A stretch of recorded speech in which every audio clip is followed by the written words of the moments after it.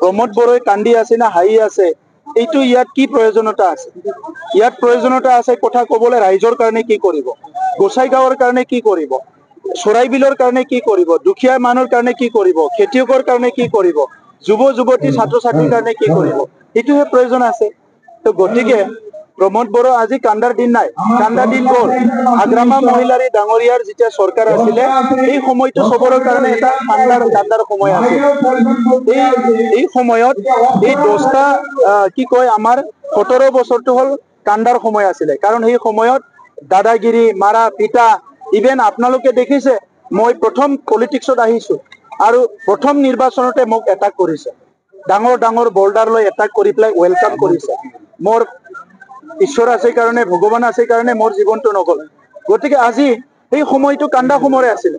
সেই সময়ত চিকিউৰিটি নহ'লে মিটিঙত যাব নোৱাৰে, এখন গাড়ী দি ওলাই গ'লে মাৰপিট কৰে। আজিতো আৰু কান্দাৰ দিন নাই, এতিয়াতো তেখেতে নিজেও মটৰ চাইকেল লৈ ঘূৰিব পৰা হৈ গ'ল।